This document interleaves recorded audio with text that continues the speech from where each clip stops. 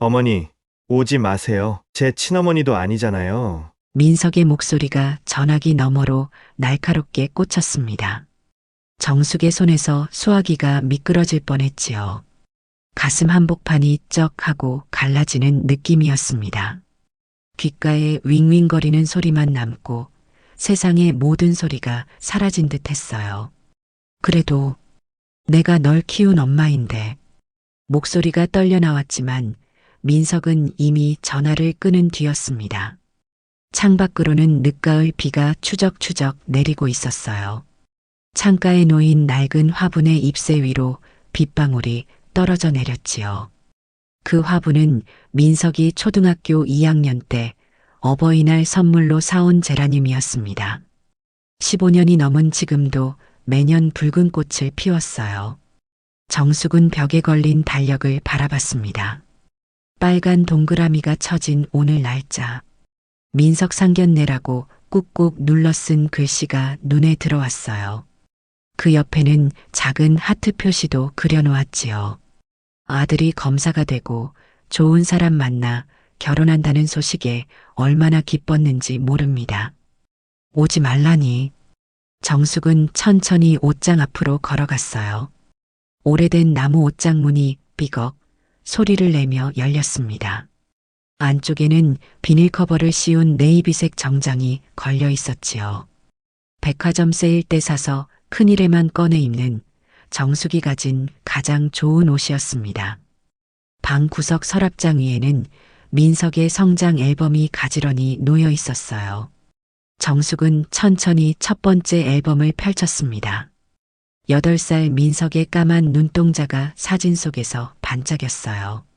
첫날부터 차갑게 대하던 그 아이였지요. 아줌마가 이제 내 엄마야? 그게 그의 첫 인사였습니다.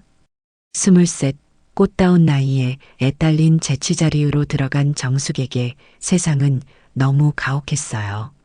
시어머니는 날마다 본처 자식 키우는 일손으로 데려왔다며 냉대했고 동네 아주머니들은 애도 못 낳는 여자라고 수군거렸지요. 앨범을 넘기자 10살 민석의 사진이 나왔습니다. 새하얀 셔츠에 붉은 넥타이를 맨 모습이 꼭 어른 같았어요. 그 옆에는 민석의 일기장을 찢어붙인 페이지도 있었지요. 오늘 엄마가 열이 나서 많이 아팠다. 내가 냉수로 수건 짜서 이마에 올려드렸다. 엄마가 울었다. 내가 잘못했나? 나도 울었다. 정숙은 그 페이지를 조용히 어루만졌어요. 민석이 처음으로 엄마라고 불러준 날의 기억이 선명했습니다. 고열로 시트가 흠뻑 젖을 정도로 땀을 흘리던 밤, 그 작은 손이 자신의 이마에 수건을 얹어주던 순간이었지요. 결혼 5년 차에 남편이 사업이 망하고 갑작스런 심장마비로 세상을 떠났어요. 충격을 받은 시어머니도 6개월 후에 돌아가셨지요. 시어머니 장례식 마치고 짐을 싸서 결혼 전에 살던 동네로 돌아갔습니다. 내 아들도 아닌데 뭐하러 키우냐고 주변에서 말하길래 민석을 친척집에 맡기려 했지요. 그때 13살 민석이 정숙의 치맛자락을 붙들었습니다. 엄마, 나도 데려가줘.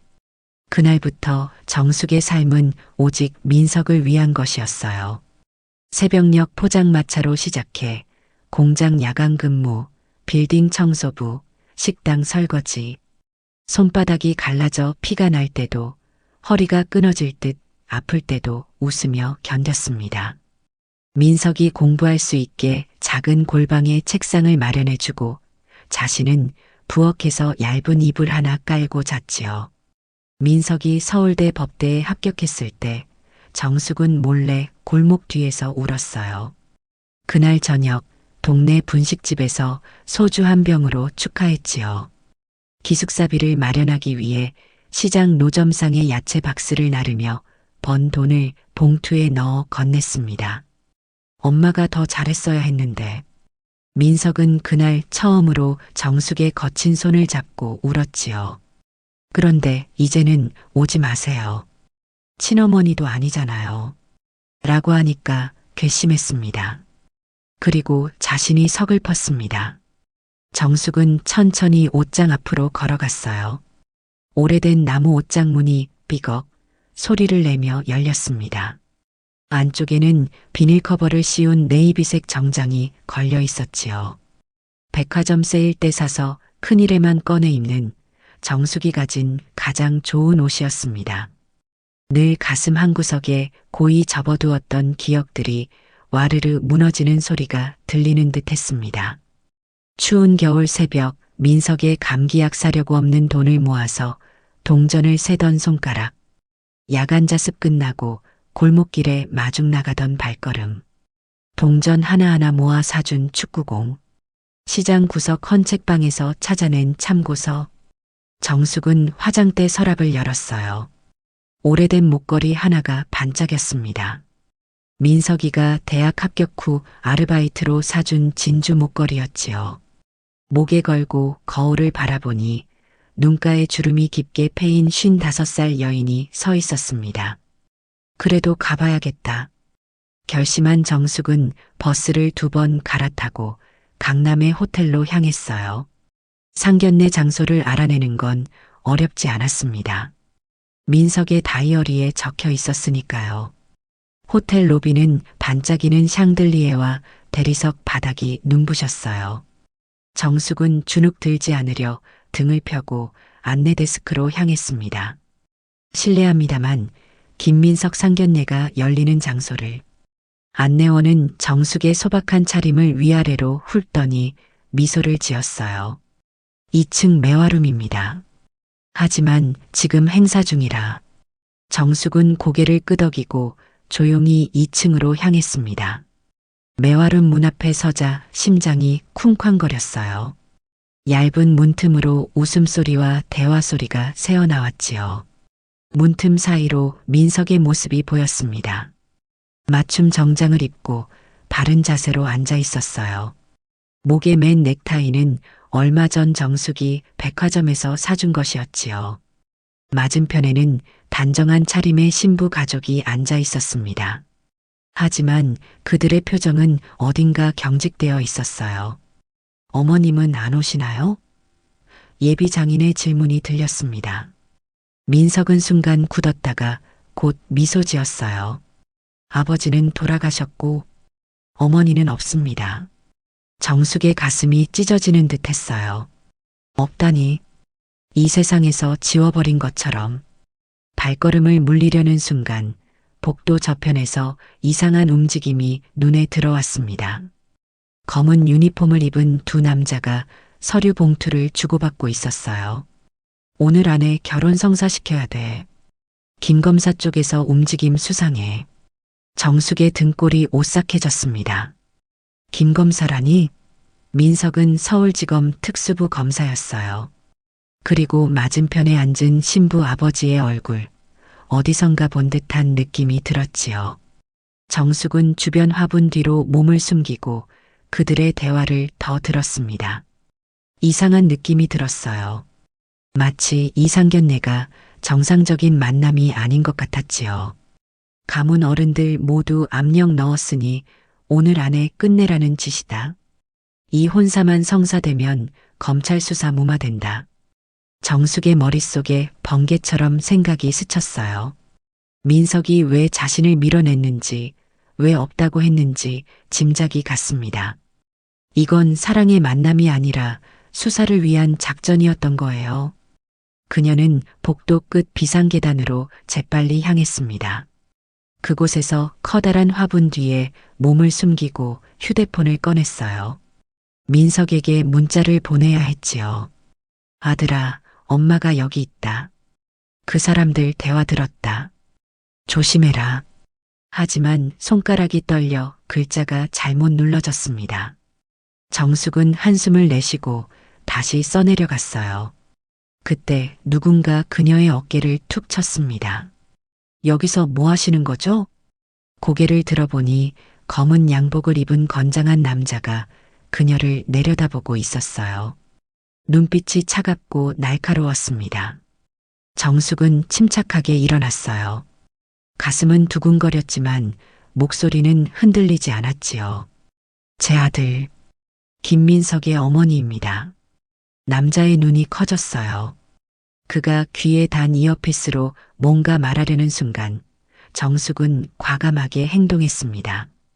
바닥에 놓인 화분을 재빨리 들어 그의 발 앞에 떨어뜨렸어요. 요란한 소리와 함께 흙이 사방으로 튀었지요. 어머나 미안해요. 내가 너무 긴장해서.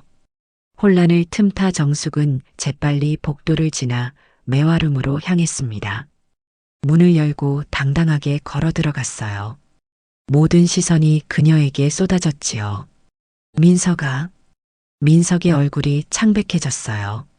예비 신부 가족은 놀란 표정으로 서로를 바라봤습니다.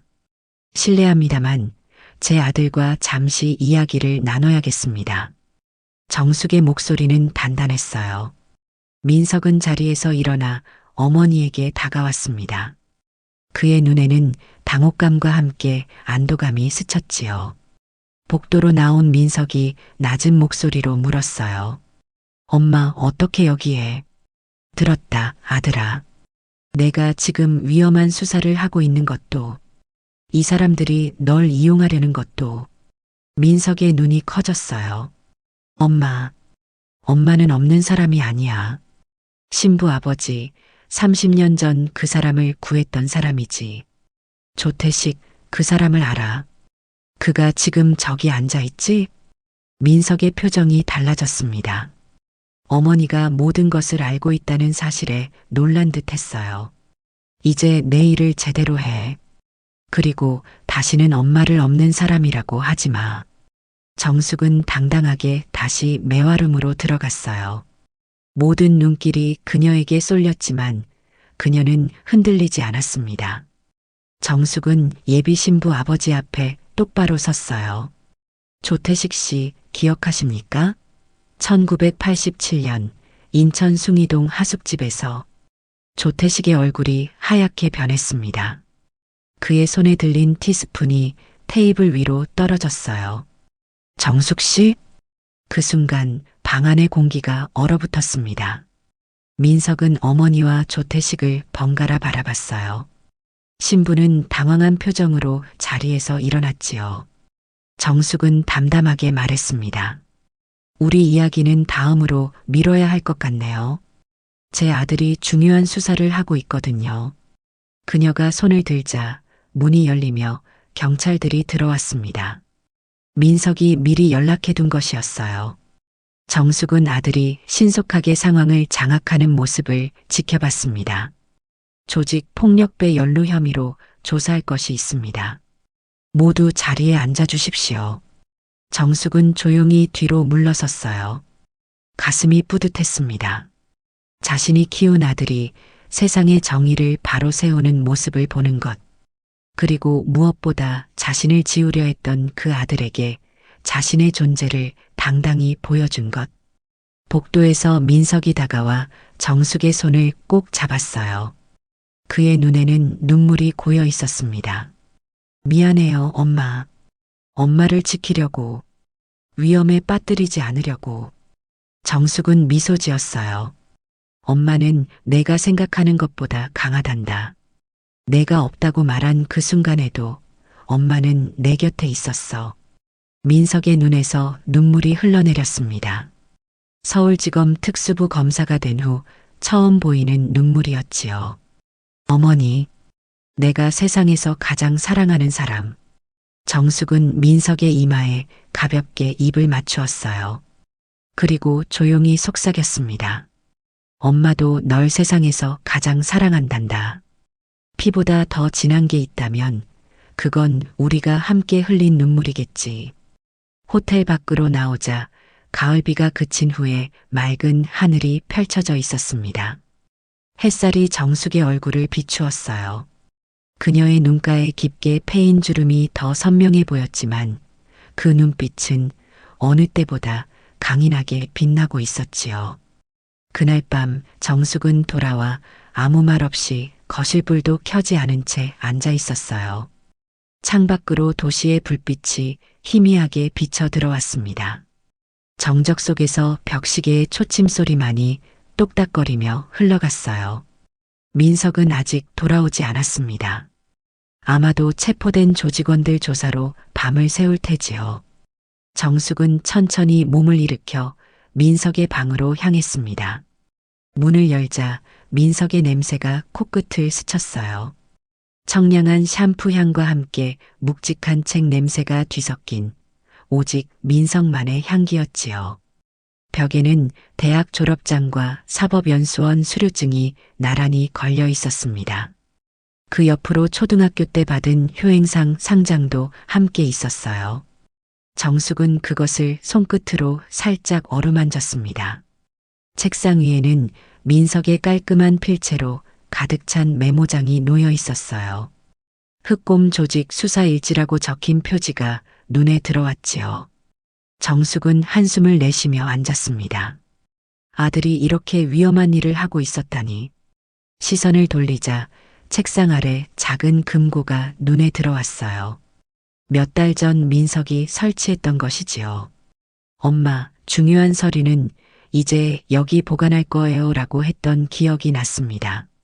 금고 비밀번호. 무엇일까요? 정숙은 잠시 생각에 잠겼어요. 민석의 생일? 아니, 너무 뻔할 거예요. 그럼, 처음 엄마라고 불러준 날. 정숙은 손가락으로 날짜를 눌러보았지만 금고는 열리지 않았지요.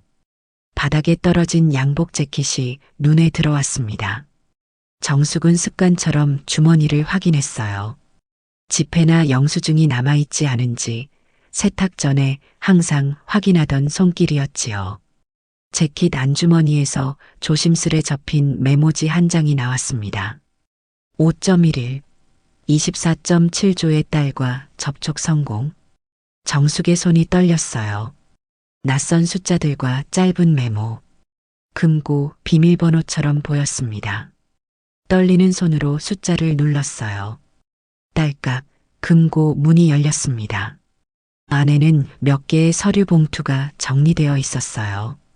맨 위에는 검사시험 합격증 복사본, 그 아래 등기부 등본과 보험 증서들, 그리고 가장 밑에 얇은 갈색 봉투가 있었지요.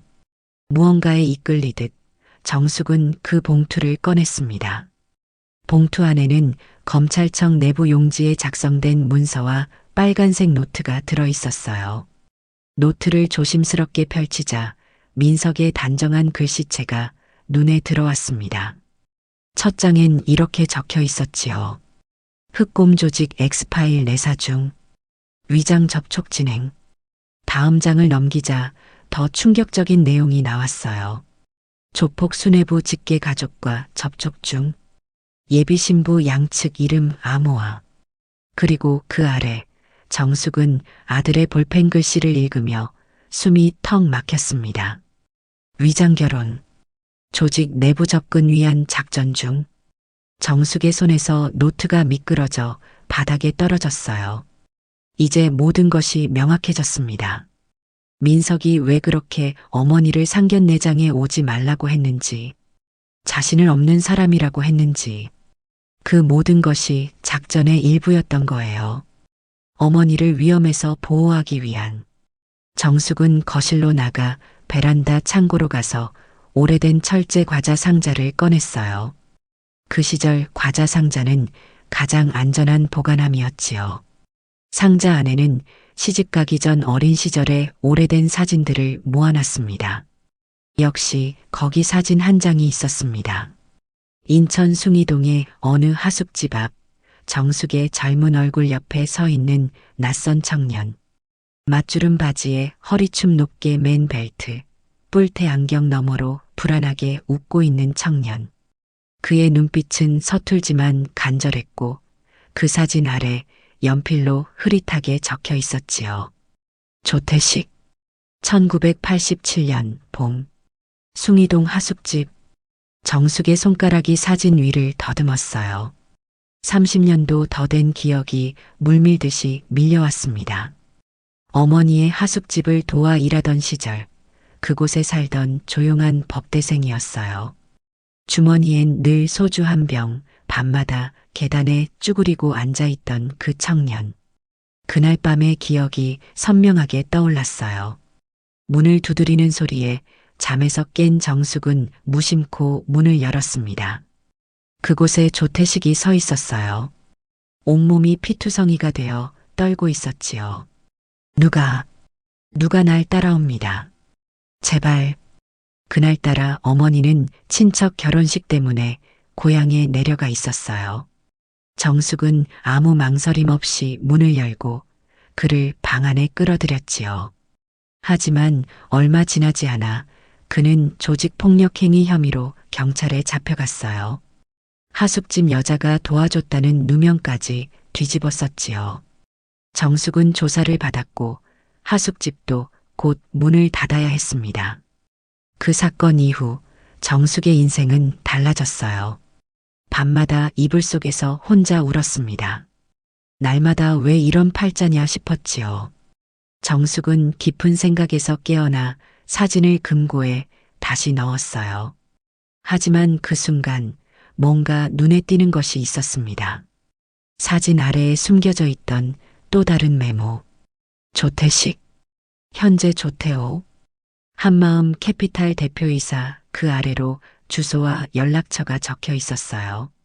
정숙은 마음을 가다듬고 금고를 닫았습니다. 창문 너머로 어둠이 깊어지고 있었어요. 거실로 돌아와 소파에 앉자 그제야 온몸의 긴장이 풀리는 듯 했습니다. 벽시계가 자정을 알리는 12번의 종소리를 울렸어요. 현관문 열리는 소리가 들렸습니다. 민석이 돌아온 거예요. 그의 발소리가 무겁게 들렸지요. 거실 불을 켜자 민석은 어머니를 보고 놀란 표정을 지었습니다. 엄마, 아직 안 주무셨어요?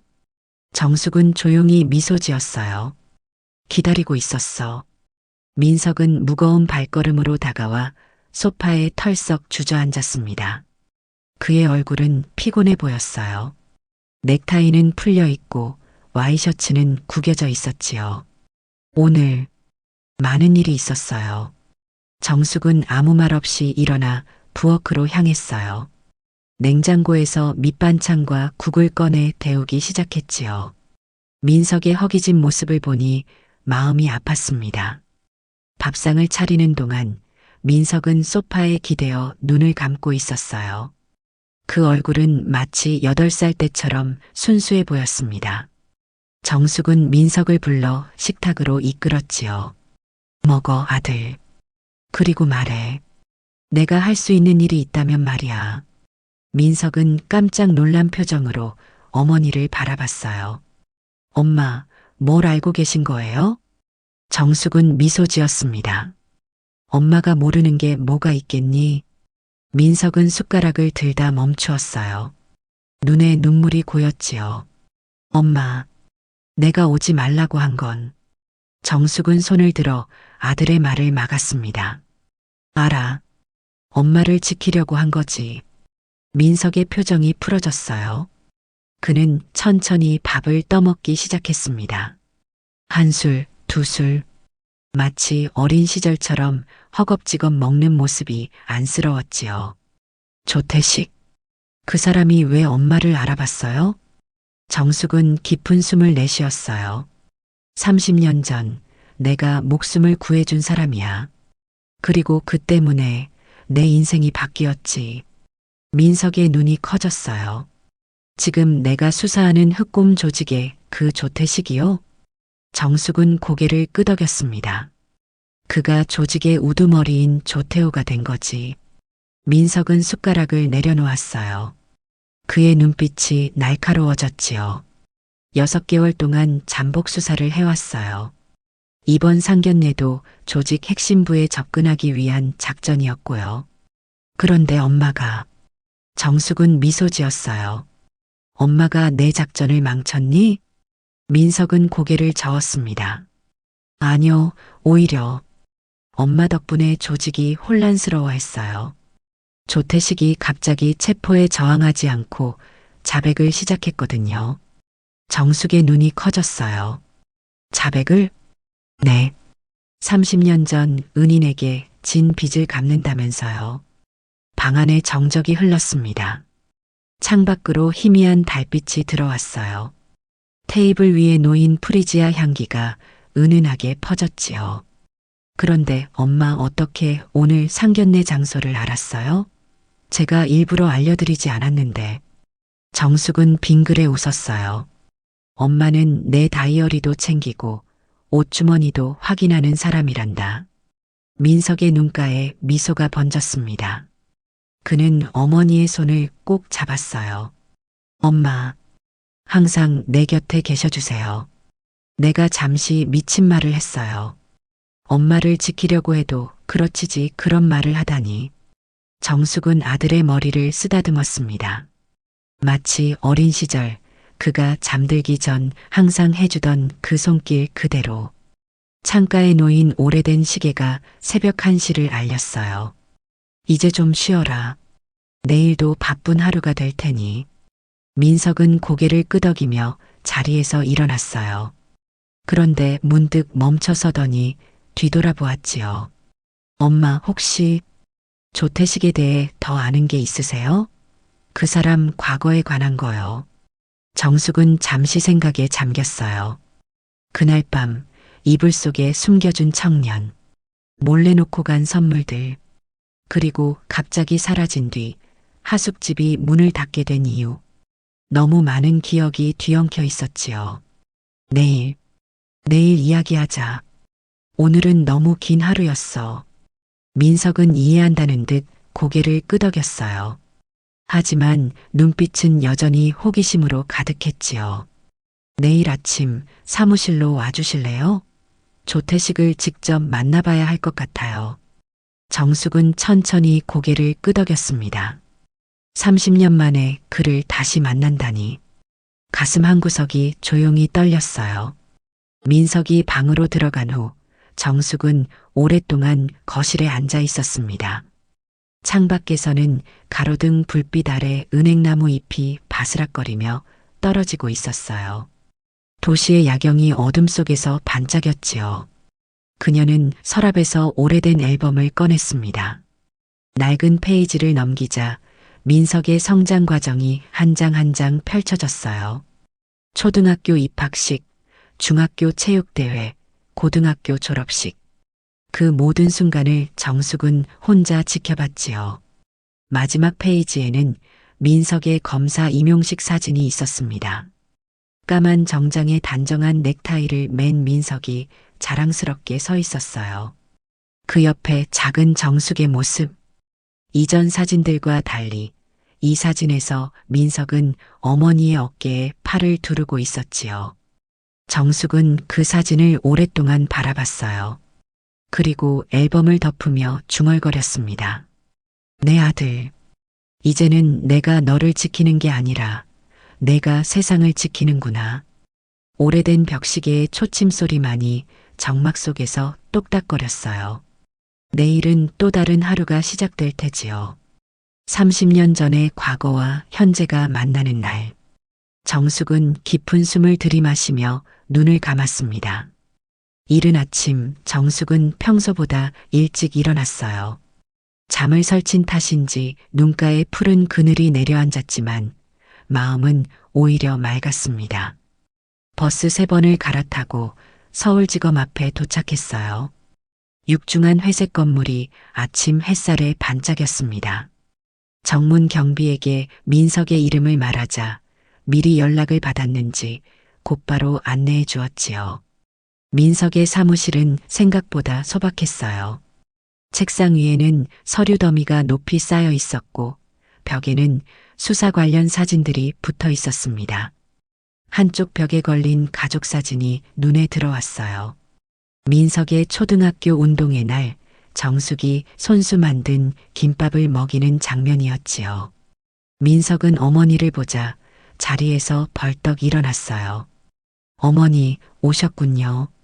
정숙을 맞이한 민석의 얼굴은 어제보다 훨씬 단단해 보였습니다. 그의 눈빛에는 결연한 의지가 서려 있었어요. 조태식은, 아니, 조태호는 잠시 후 조사실로 올라옵니다. 어머니께서 그를 만나기 전에 몇 가지 알아두실 게 있어요. 민석은 조심스럽게 서류 한 장을 정숙에게 내밀었습니다. 이건 조태호의 범죄 기록입니다. 30년간 그가 흑곰 조직을 이끌며 저지른 일들이에요. 정숙은 그 서류를 내려다보았지만 읽지는 않았어요. 대신 창밖으로 시선을 돌렸습니다. 가을비가 내리기 시작했어요. 떨어지는 빗방울이 창문에 작은 강을 만들었지요. 아들아, 그 사람. 그러니까 조태식은 어떤 사람이었는지 알고 싶니? 민석은 고개를 끄덕였어요. 지금으로선 그 사람의 과거가 수사의 중요한 단서가 될 수 있어요. 정숙은 깊은 숨을 들이마셨습니다. 오래도록 묻어두었던 기억이 서서히 꿈틀거리기 시작했어요. 1987년 내가 23이었을 때 일이야. 창밖의 빗소리를 배경으로 정숙의 이야기가 조용히 시작되었습니다. 인천 숭이동 좁은 골목길 끝에 있는 2층짜리 목조주택. 정숙의 어머니가 운영하던 하숙집이었어요. 방 3개에 부엌 하나, 화장실은 밖에 있는 소박한 집이었지요. 방마다 학생들이 살았어요. 공대생, 의대생, 그리고 법대생인 조태식. 조태식은 항상 조용했어요. 다른 하숙생들이 소란을 피울 때도 그는 늘 책을 읽거나 노트에 무언가를 끄적이고 있었지요. 까만 뿔테 안경 너머로 보이는 그의 눈빛은 항상 진지했습니다. 하지만 가끔 마당에 빨래를 널고 있는 정숙을 몰래 바라볼 때면 순한 양처럼 수줍어하곤 했어요. 그날은 비가 몹시 내리던 밤이었습니다. 정숙은 어머니가 시골 친척집에 다녀오신다고 해서 혼자 하숙집을 지키고 있었어요.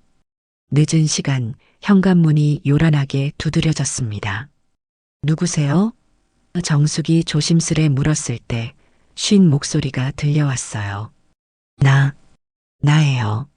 조태식. 문을 열자 그곳에 서 있던 조태식은 온몸이 피투성이었습니다. 왼쪽 어깨에서는 붉은 피가 흘러내리고 있었고 입가에도 핏자국이 선명했어요. 그의 몸이 비에 젖어 떨고 있었지요. 누가 날 따라옵니다. 제발. 망설임 없이 정숙은 그를 안으로 끌어들였습니다. 장롱 뒤에 이불을 깔고 그를 숨겼어요. 큰 고무대야에 물을 떠다 조태식의 상처를 씻겨주었지요. 어머니가 상처 소독용으로 두었던 소주로 상처를 닦아냈습니다. 아파요. 조태식이 신음했어요. 조금만 참아요. 이대로 두면 상처가 덧나요. 정숙은 부드럽게 속삭였습니다. 그날 밤 정숙은 조태식을 간호하며 밤을 지새웠어요. 우황청심환을 물에 녹여 먹이고 수건으로 열을 내려줬지요. 그리고 밥이 떨어져 김치와 보리밥으로 죽을 끓여 한 숟가락씩 떠먹였습니다.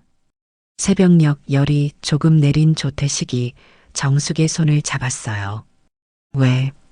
왜 이렇게 해주는 거예요? 정숙은 미소 지었습니다. 사람이 어려울 때 돕는 건 당연한 거죠. 조태식의 눈에 눈물이 고였어요. 고마워요. 이틀 후 조태식의 상태가 나아졌을 때 그는 정숙에게 자신의 이야기를 털어놓았습니다. 나 법대생 아니에요. 그냥 그렇게 속인 거였어요. 그는 사실 백호파라는 조직의 막내였어요. 우연히 들어갔다가 빠져나오지 못한 곳이었지요. 하지만 최근 내부 분열이 일어나 흑곰파가 세력을 키우면서 조태식은 백호파를 배신했다는 누명을 쓰고 쫓기게 되었다고 했어요. 정숙 씨가 날 도와준 거 아무한테도 말하면 안 돼요. 그럼 당신도 위험해져요. 정숙은 고개를 끄덕였습니다. 하지만 그 약속은 오래가지 못했어요. 일주일 후 새벽녘 정숙의 하숙집에 경찰이 들이닥쳤습니다. 조태식을 숨겨줬다는 혐의로 정숙도 조사를 받았어요. 하숙집에는 쫓기는 조직원을 숨겨주는 곳이라는 소문이 돌았고 학생들은 하나둘 짐을 빼기 시작했지요. 결국 하숙집은 문을 닫았고 정숙의 어머니는 쓰러져 병원에 입원했습니다. 그때 정숙에게 중매가 들어왔어요. 넉넉한 집에 재치부인으로 들어가면 어머니 병원비도 될 수 있다는 말에 정숙은 그렇게 민석의 아버지를 만났지요. 결혼 후에야 알았어. 그 집안이 흑곰파와 연결되어 있다는 걸. 정숙의 목소리가 미세하게 떨렸어요. 그녀의 눈가에 맺힌 눈물이 볼을 타고 흘러내렸습니다. 내 인생이 바뀐 건 그때부터였어. 하숙집 딸에서 재치부인으로, 그리고 미망인으로. 그 과정에서 얻은 건 너뿐이었단다. 민석의 표정이 굳어졌어요. 어머니의 인생이 자신 때문만이 아니라 조태식과의 만남 때문에 크게 바뀌었다는 사실에 충격을 받은 듯 했지요. 그럼 아버지도 조직과 연관이 있었다는 거예요? 정숙은 천천히 고개를 끄덕였습니다. 직접적으로는 아니었어. 돈을 빌려주는 사업을 했는데 그 돈의 일부가 조직으로 흘러들어가는 걸 나중에 알게 됐지. 그게 내 아버지를 괴롭혔고 결국 심장마비로 이어진 것 같아.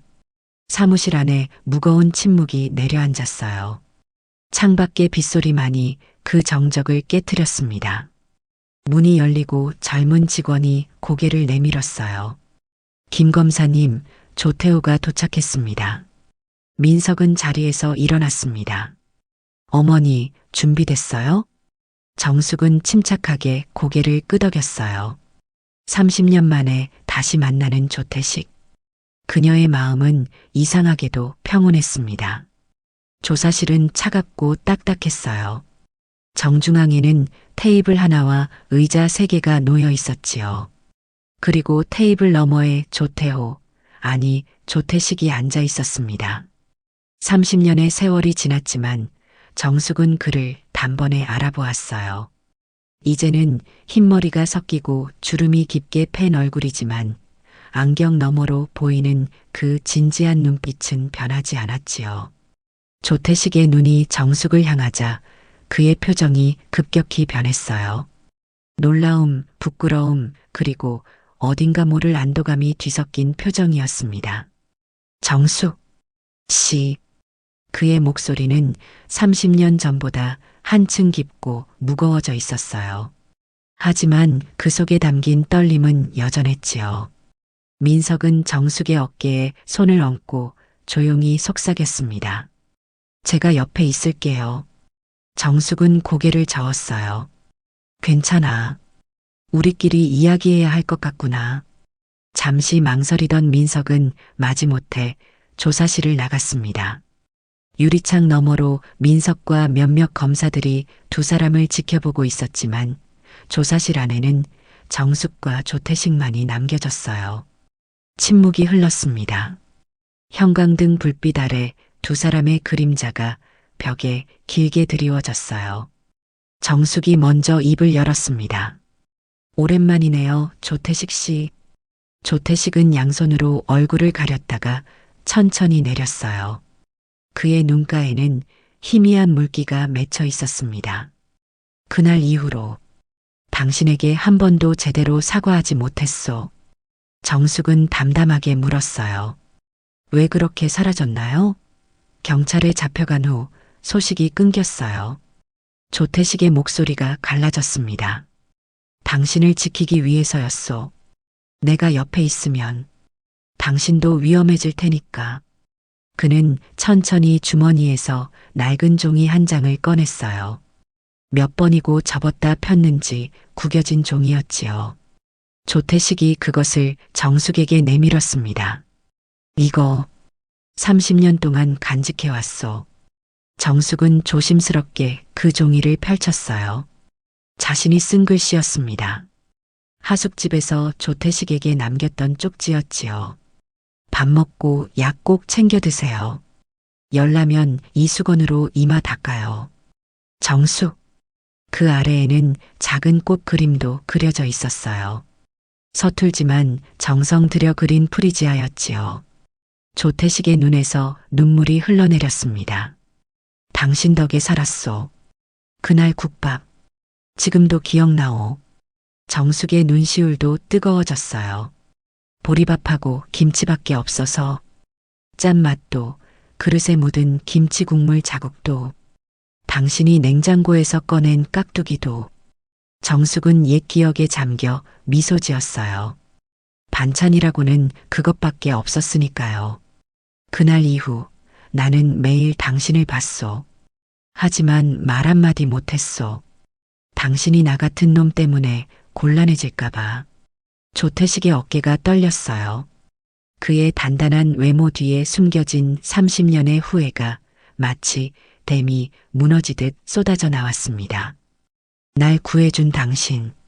결국 내가 만든 조직 때문에 인생이 망가졌소. 당신 남편도 내 조직과 연결된 돈 때문에. 정숙은 조용히 손을 내밀어 조태식의 떨리는 손을 살짝 잡았어요. 다 지나간 일이에요. 하지만 당신의 아들, 내가 망가뜨릴 뻔했소. 정숙은 고개를 저었습니다. 민석은 강해요. 그리고 정의롭고요. 조태식은 깊은 숨을 내쉬었어요. 내가 30년 동안 모든 대화를 녹음해왔소. 습관이 되어버렸지. 내가 이 세계에서 살아남은 방법이기도 하고. 그는 주머니에서 작은 USB를 꺼냈어요. 이것이 내 보험이었소. 누구든 나를 배신하면 이 녹음들로 모두 감옥에 보낼 수 있었으니까. 조태식은 USB를 테이블 위에 조심스럽게 올려놓았습니다. 이 안에는 흑곰 조직의 모든 것이 담겨 있어. 돈 세탁 증거, 비자금 계좌, 정치인 매수 기록까지. 정숙의 눈이 커졌어요. 왜 이런 위험을 감수하는 거예요? 이 USB를 주면 당신도 감옥에 가게 될 텐데. 조태식은 쓸쓸한 미소를 지었습니다. 난 이미 오래전에 암 진단을 받았소. 6개월. 어쩌면 그보다 적게 남았을 수도 있고, 이제라도 제대로 된 일을 하고 싶었어. 정숙의 가슴이 저며왔어요. 당신이 날 구해준 그날 이후로 내내 빚진 마음이었소. 하지만 내 주변은 늘 위험한 사람들 뿐이었어요. 당신에게 가까이 가면 당신까지 위험해질까봐 멀리 있었던 거요. 조태식의 목소리가 점점 작아졌어요.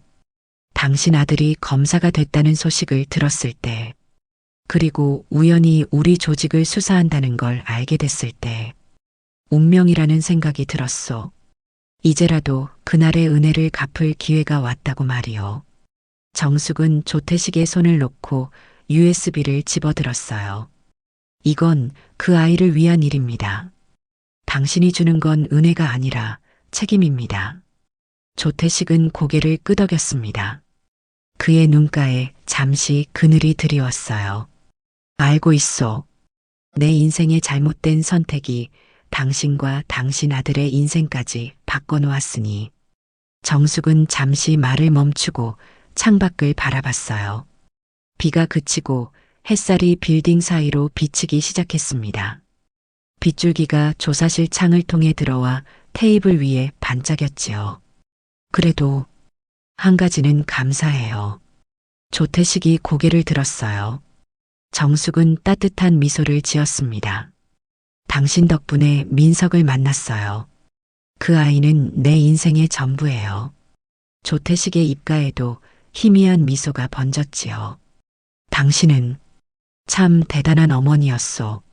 정숙은 USB를 꼭 쥐고 자리에서 일어났습니다. 이제 남은 일을 마무리할 시간이에요. 그녀가 문을 향해 걸어갈 때 조태식이 마지막으로 말했어요.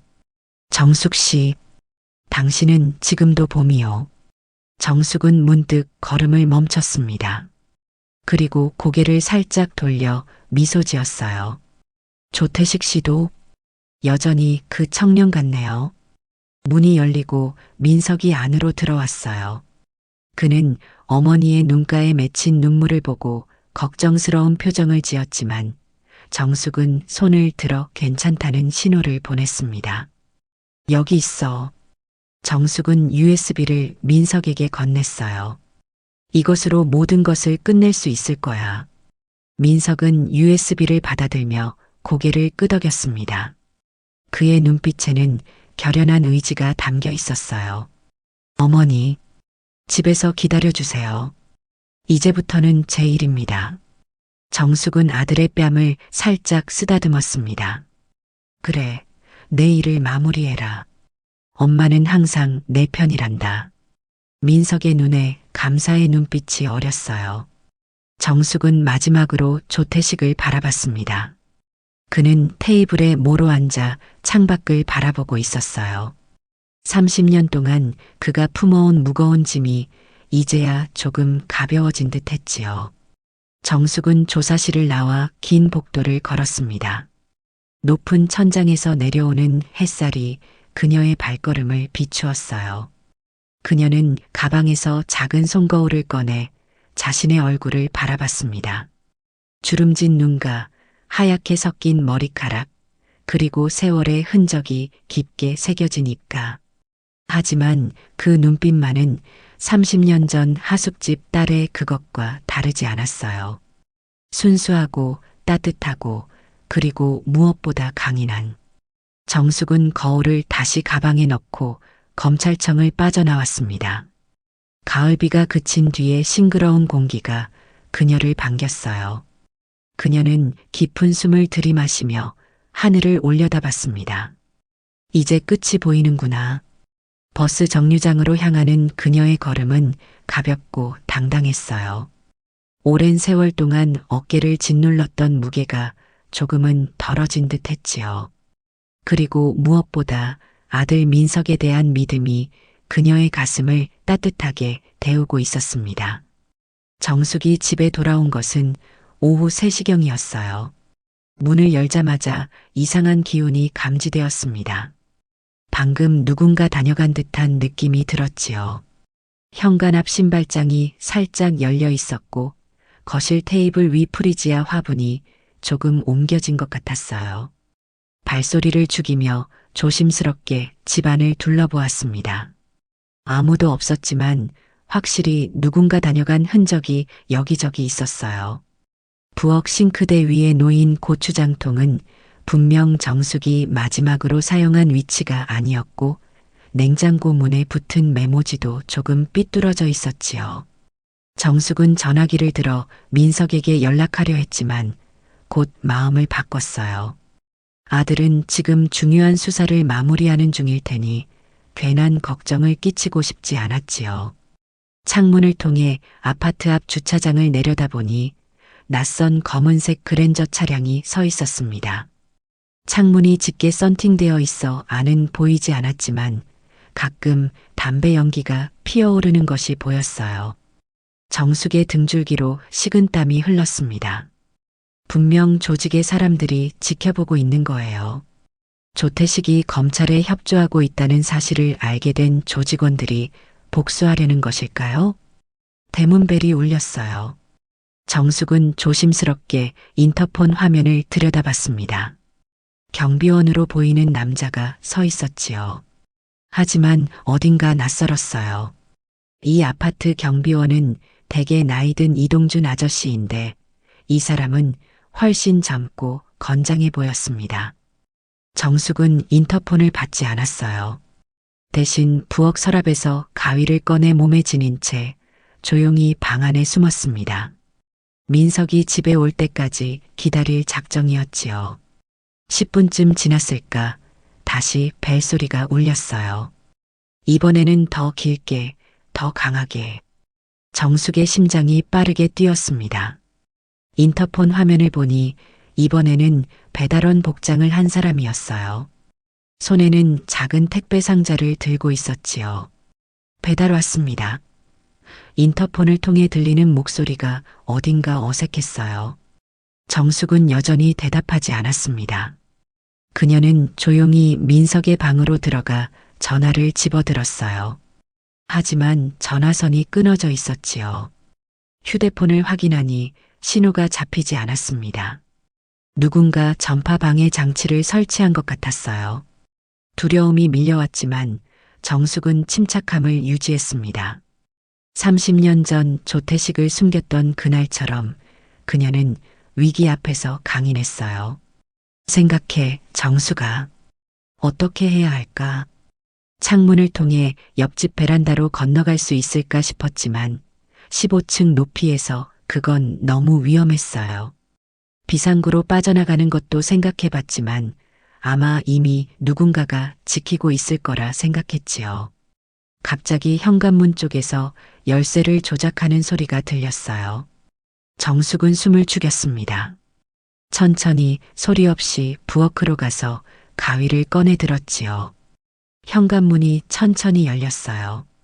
정숙은 방 문틈으로 상황을 지켜봤습니다. 검은 양복을 입은 두 남자가 조심스럽게 집 안으로 들어왔어요. 그들의 손에는 권총이 들려 있었지요.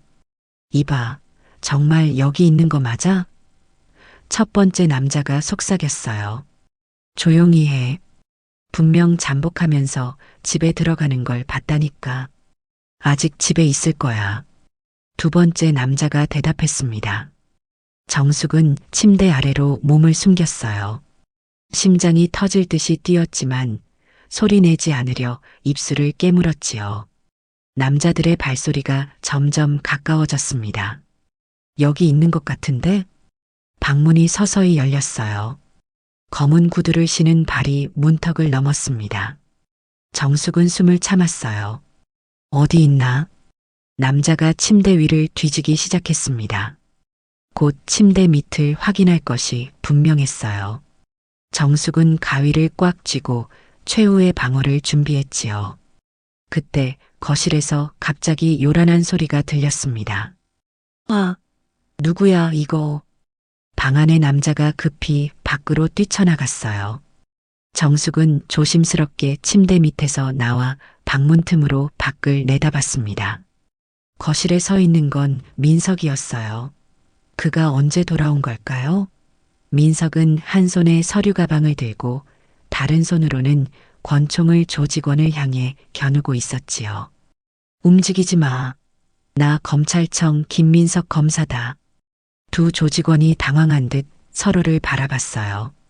그러나 곧 그들의 표정이 비웃음으로 바뀌었습니다. 검사, 여기서 혼자 뭘 어쩌겠다는 거야? 쥐새끼처럼 숨어있는 내 엄마나 찾아봐. 민석의 표정이 굳어졌어요. 어머니가 어디 계시지? 정숙은 숨을 깊이 들이마셨습니다. 그리고 결연한 표정으로 방문을 열고 나왔어요. 여기 있다. 내 아들 건들지 마. 조직원들이 놀란 듯 정숙을 바라봤어요. 그녀의 손에 들린 가위가 형광등 빛을 반사해 번쩍였지요. 엄마, 괜찮으세요? 민석이 걱정스럽게 물었어요. 정숙은 고개를 끄덕였습니다. 걱정 말거라. 엄마는 괜찮아. 첫 번째 조직원이 비웃으며 말했습니다. 감동적인 모자 상봉이네. 그런데 이제 둘 다 죽게 생겼구만. 그가 권총을 들어 올리려는 순간 민석이 재빨리 소파 뒤로 몸을 피했어요. 정숙도 본능적으로 부엌 쪽으로 몸을 숨겼지요. 움직이지 마. 이미 경찰에 신고했어. 민석이 소리쳤어요. 거짓말 마라. 전화선도 끊고 전파도 방해했으니까. 민석은 미소 지었습니다. 누가 전화로 신고한대요? 난 GPS 추적기를 가지고 다닌다고요. 지금쯤 특수부대가 건물을 포위하고 있을 거예요. 조직원들의 표정이 흔들렸어요. 그러나 곧 첫 번째 남자가 비웃었습니다. 그래, 그럼 우리는 그 전에 일을 끝내면 되겠군. 그가 권총을 다시 들어 올리려는 순간 갑자기 아파트 현관문이 요란하게 열렸어요. 까만 재킷을 입은 남자들이 성큼 들어섰지요. 민석이 들어오면서 현관문을 미리 살짝 열어놔서 소리도 없이 들어올 수 있었어요. 검찰청 특수부입니다. 움직이지 마세요. 민석이 지휘하는 특수부 수사팀이었습니다. 팀의 한 사람이 정숙에게 다가와 안전한지 확인했어요. 괜찮으세요? 민석 검사님의 지시로 어머님 아파트를 24시간 보호 중이었습니다. 조태식 씨의 제보 덕분에 조직의 움직임을 미리 알 수 있었어요. 그런데 수사팀의 뒤에서 또 다른 인물이 천천히 모습을 드러냈습니다. 바로 조태식이었어요. 그는 USB 제공 후 검찰에 자수했지만 정숙의 위험을 감지하고 민석을 설득한 것이었습니다. 내가 가야 합니다. 내 부하들은 내 말만 듣습니다. 정숙 씨를 해치려 한다면 내가 직접 말려야 해요. 민석은 처음엔 망설였지만 어머니의 안전을 위해 특별히 조태식을 현장에 데려오기로 결정했던 것이었지요. 물론 삼엄한 경우 아래서요. 첫 번째 조직원이 혼란스러운 표정으로 물었어요. 하지만 회장님, 이 여자가 당신을 배신하게 만들었잖습니까? 검찰의 정보를.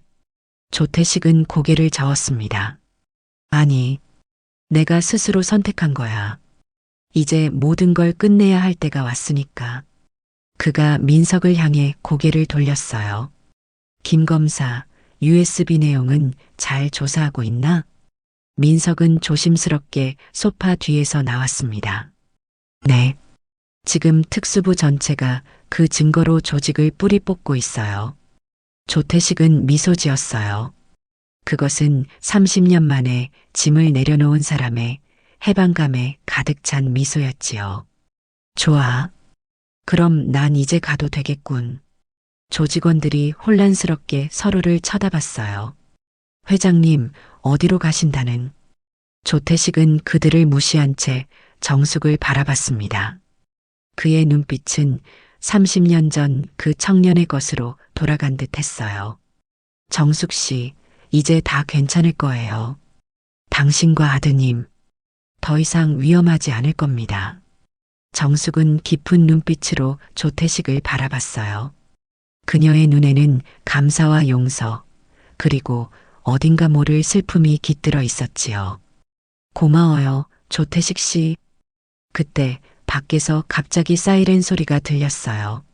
만일의 사태에 대비해 더 많은 인원의 특수부대가 정말로 도착한 것이었지요. 조직원들의 얼굴이 창백해졌습니다. 이제 끝이야. 조태식이 담담하게 말했어요.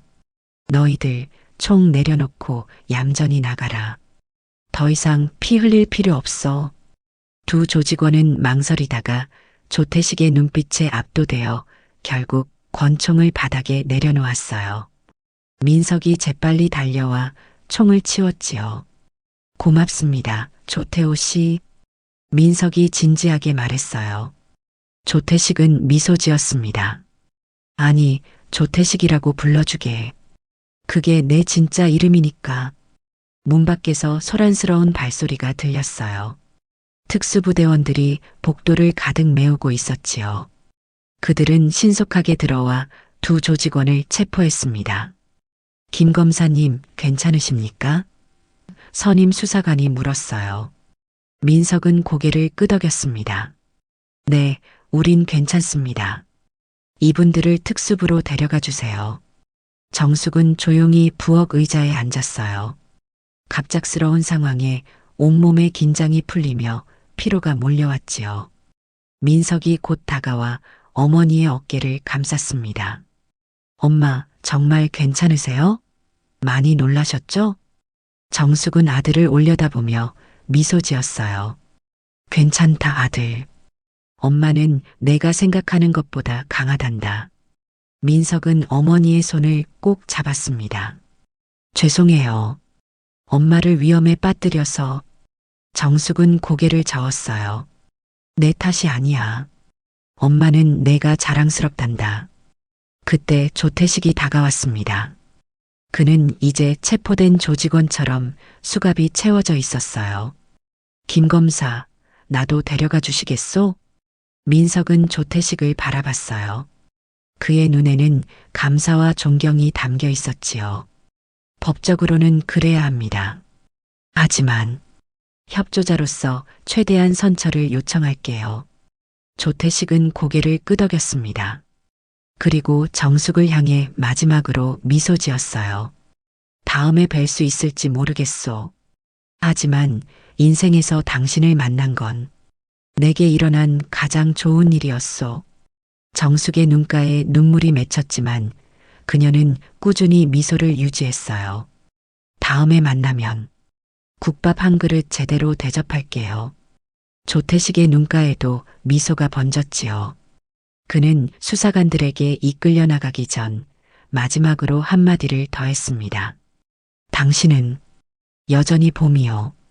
특수부대원들과 조직원들, 그리고 조태식이 모두 아파트를 떠난 후 정숙과 민석은 조용한 거실에 남겨졌어요. 창밖으로는 저녁 노을이 붉게 물들고 있었습니다. 이제 어떻게 되는 거예요? 정숙이 물었어요. 민석은 깊은 숨을 내쉬었습니다. 조태식. 아니, 조태호 회장이 제공한 증거로 흑곰 조직을 완전히 밝힐 수 있게 됐어요. 정치인부터 기업인까지 모든 연루자들을 처벌할 수 있게 됐죠. 정숙의 눈에 안도의 빛이 스쳤어요. 그럼 이제 너도 안전한 거니? 민석은 미소 지었습니다. 네, 엄마. 이제 모든 게 끝났어요. 정숙은 창가로 걸어갔어요. 붉은 노을 아래 도시의 풍경이 한 폭의 그림처럼 펼쳐져 있었지요. 그녀는 잠시 생각에 잠겼어요.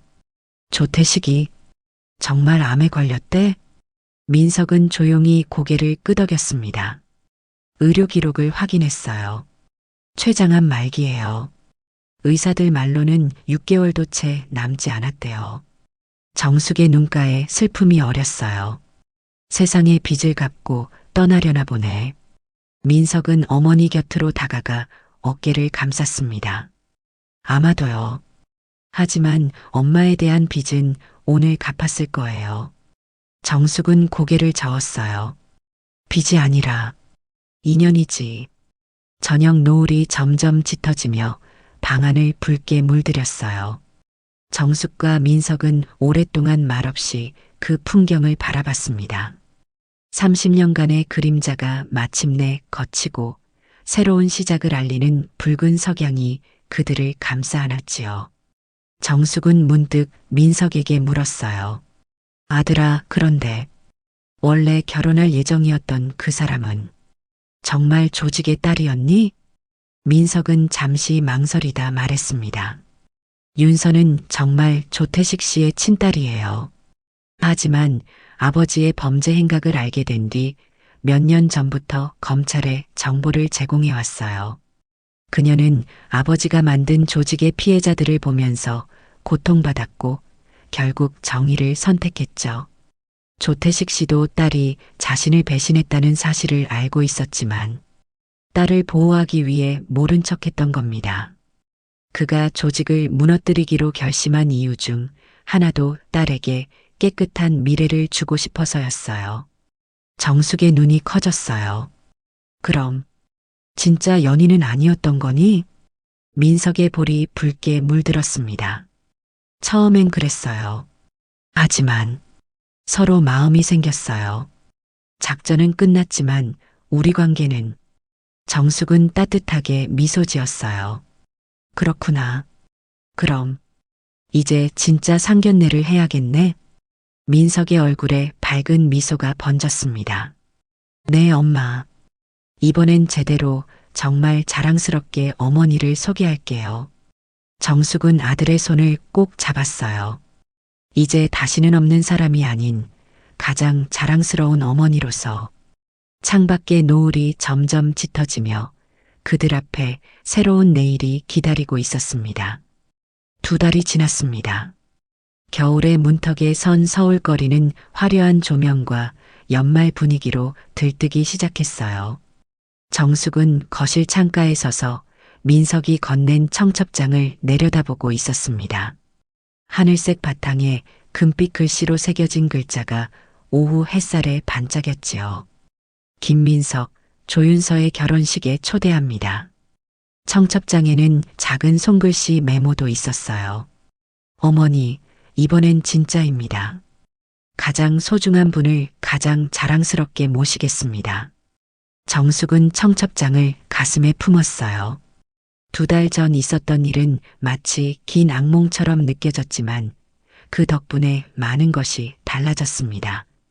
흑곰 조직은 완전히 와해되었고 민석은 특수부 수사로 큰 성과를 인정받아 승진도 했지요. 그리고 무엇보다 그와 윤서의 관계는 작전이 아닌 진실된 사랑으로 확인되었어요.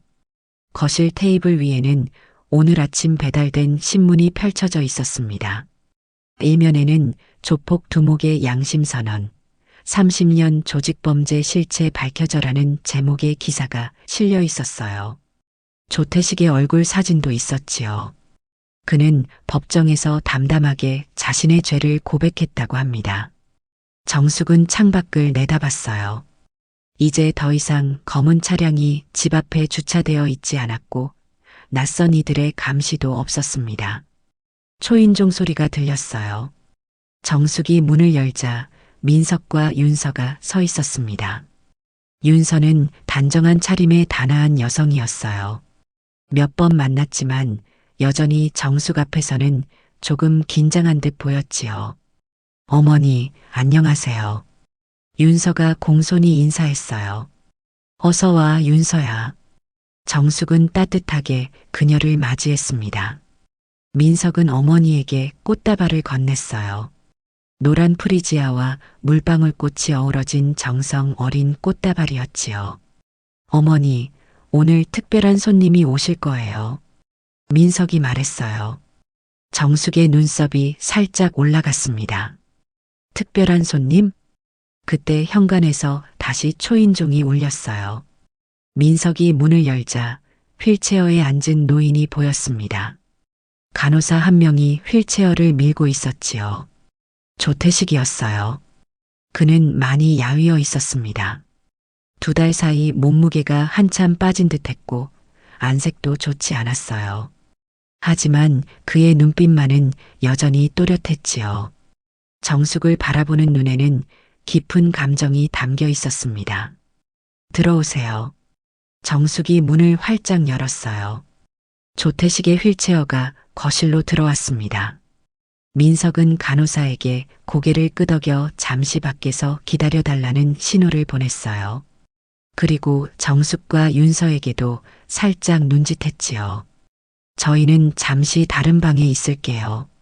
윤서는 아버지를 향해 다정한 눈길을 보내며 민석을 따라 방으로 들어갔습니다. 딸로서의 걱정이 담긴 시선이었지만 아버지와 정숙에게 개인적인 시간을 주려는 배려가 느껴졌어요. 정숙과 조태식이 단둘이 남겨졌어요. 오후의 햇살이 창문을 통해 들어와 거실 바닥에 따스한 사각형을 만들었습니다. 오랫동안 두 사람 사이에 침묵이 흘렀어요. 많이 아프신가 봐요. 정숙이 조심스럽게 먼저 말을 꺼냈지요. 조태식은 힘없이 웃었어요. 이제 얼마 안 남았소. 1달. 어쩌면 그보다 짧을 수도 있고. 정숙은 소파에 앉아 그의 앞으로 다가갔습니다. 왜 오셨어요? 조태식은 주머니에서 하얀 봉투를 꺼냈어요. 이걸 전하러 왔소. 정숙이 봉투를 받아 열어보니 그 안에는 공증된 서류 한 장이 들어 있었습니다. 부동산 증여계약서였어요. 이게 무슨?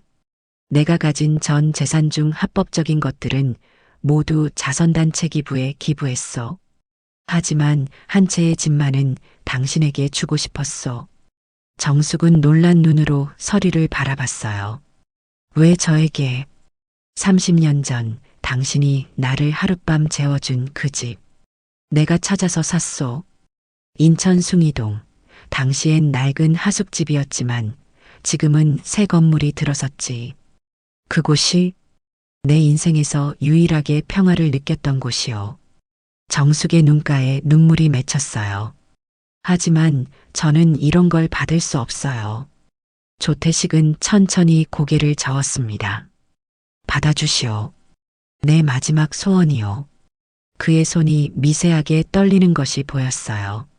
병세가 많이 진행된 듯 했지요. 하지만 그의 눈빛만큼은 또렷했습니다. 그리고 한 가지 더. 그는 다른 손에 작은 상자를 들고 있었어요. 낡고 오래된 나무 상자였지요. 이건 30년 동안 간직해온 것들이요.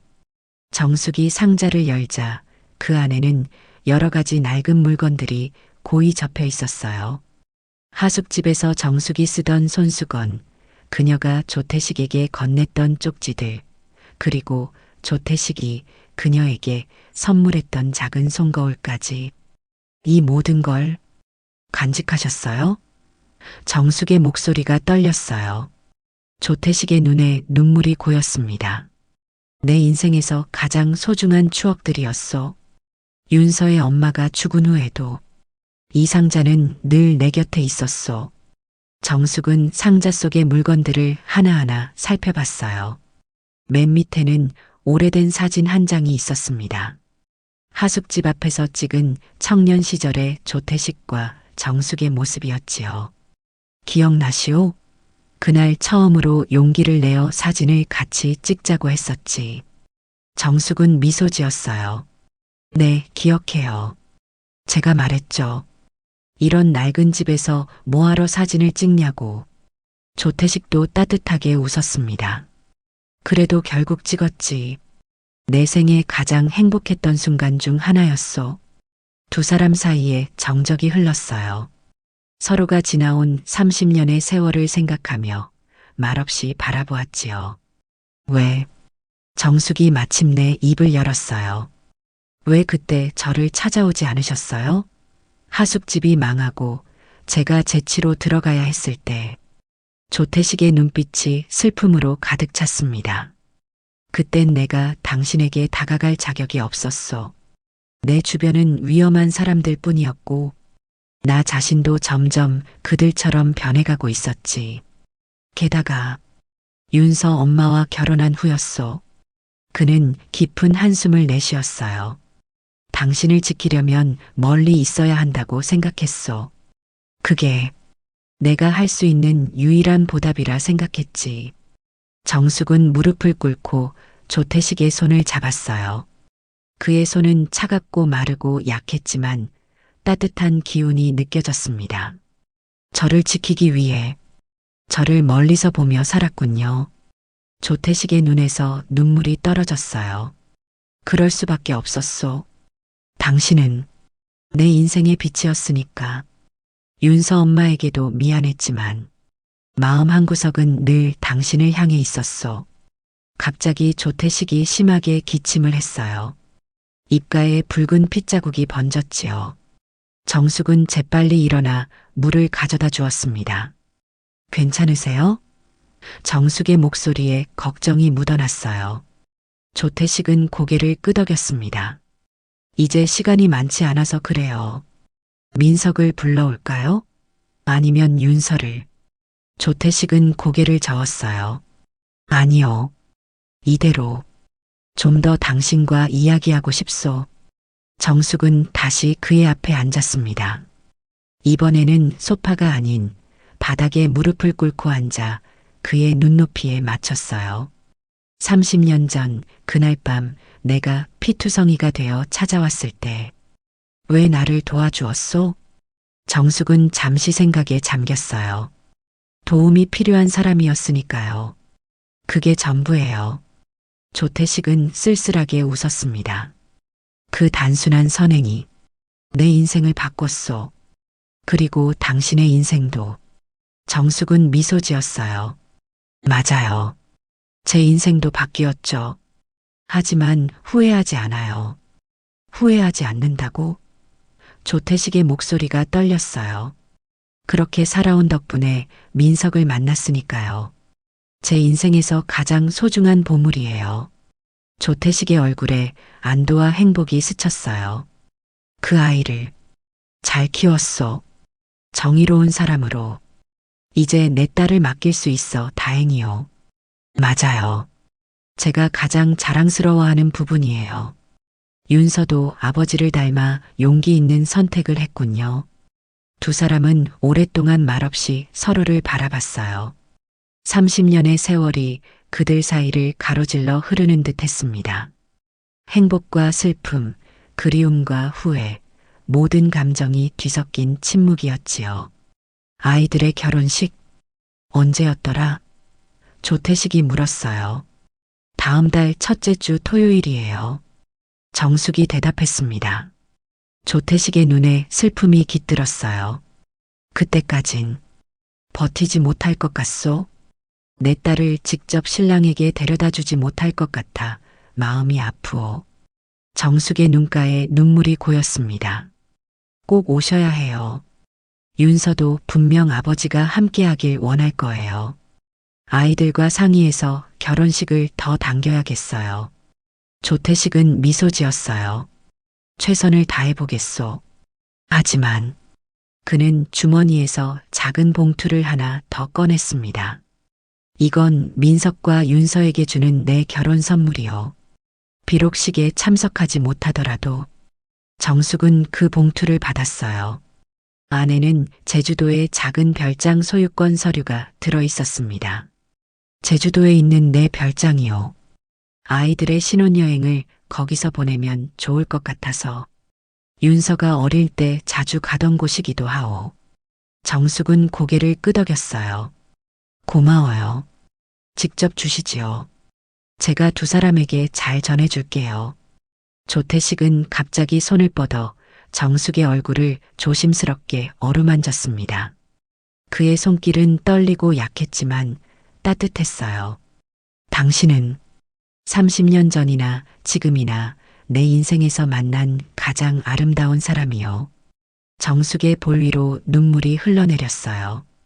조태식의 손이 그 눈물을 닦아주었지요. 우리가 다른 삶을 살았다면 어땠을까 생각해 본 적 있소? 정숙은 고개를 끄덕였어요. 가끔이요. 조태식의 목소리가 작아졌습니다. 나는 매일 생각했소. 하지만 그건 이기적인 바람이었지. 당신이 민석을 얻지 못했을 테니까. 그리고 나에게는 윤서가 없었을 테니. 정숙은 조태식의 손을 꼭 잡았어요. 우리 모두 각자의 길을 걸었고 지금 여기 있어요. 그리고 이제 우리 아이들이 만나 새 가족이 되는군요. 그게 중요한 거예요. 조태식은 깊게 고개를 끄덕였습니다. 그의 얼굴이 갑자기 창백해졌어요. 숨이 가빠지는 것 같았지요. 괜찮으세요? 정숙이 걱정스럽게 물었어요. 그저 조금 피곤할 뿐이요.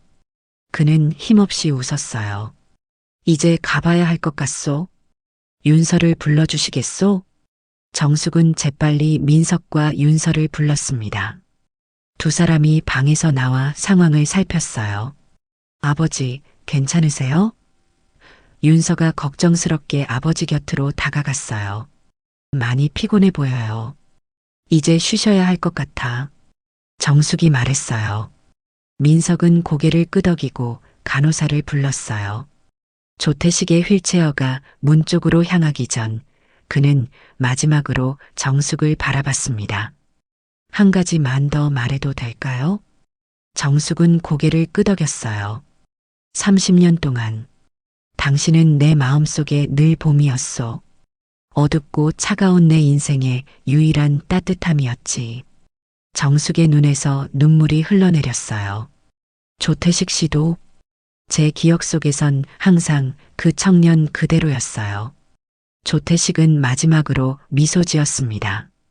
그리고 윤서의 손을 꼭 잡았어요. 그런 다음 조용히 휠체어가 현관을 빠져나갔어요. 정숙은 창가에 서서 그가 탄 차가 멀어지는 것을 지켜봤습니다. 민석이 어머니 곁으로 다가와 어깨를 감쌌어요. 괜찮으세요? 정숙은 눈물을 훔치며 고개를 끄덕였습니다. 그래, 괜찮아.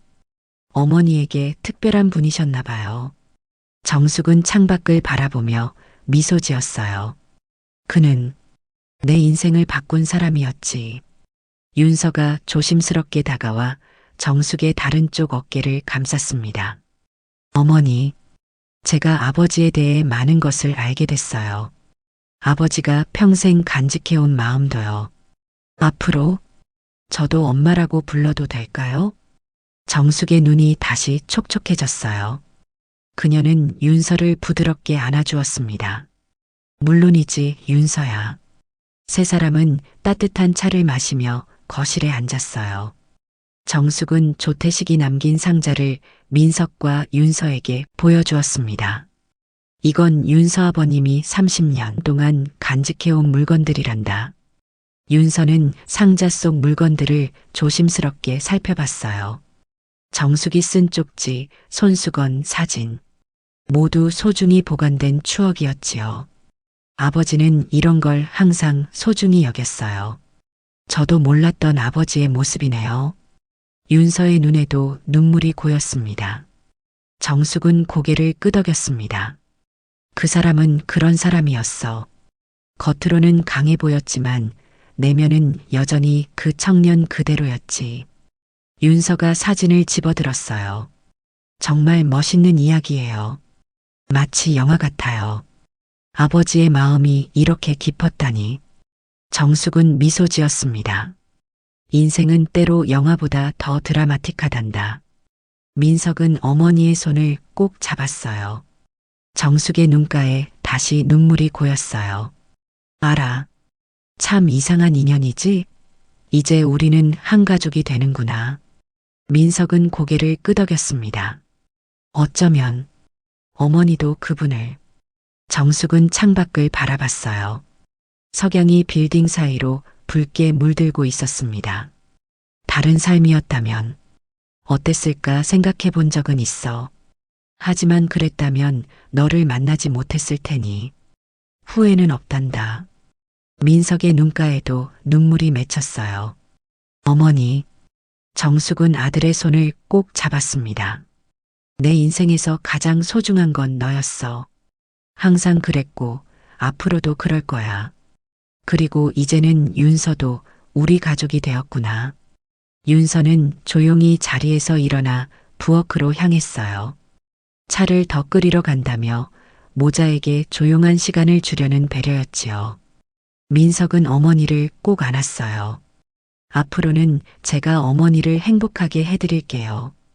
윤서와 함께 항상 곁에 있을게요. 정숙은 아들의 등을 토닥였습니다. 그래, 그게 엄마가 바라는 전부란다. 창밖으로 석양이 완전히 물들고 도시의 불빛이 하나둘 켜지기 시작했어요. 정숙은 창가에 서서 그 풍경을 바라봤습니다. 그리고 조태식이 남긴 상자를 가슴에 안았지요. 봄은 혼자 오지 않는다고 했지.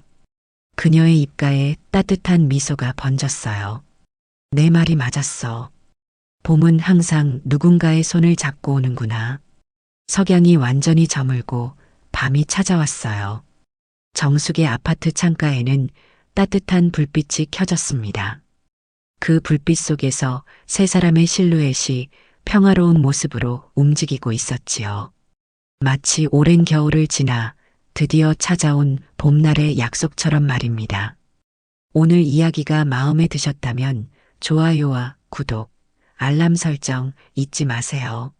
여러분의 따뜻한 댓글 하나가 정말 큰 힘이 됩니다.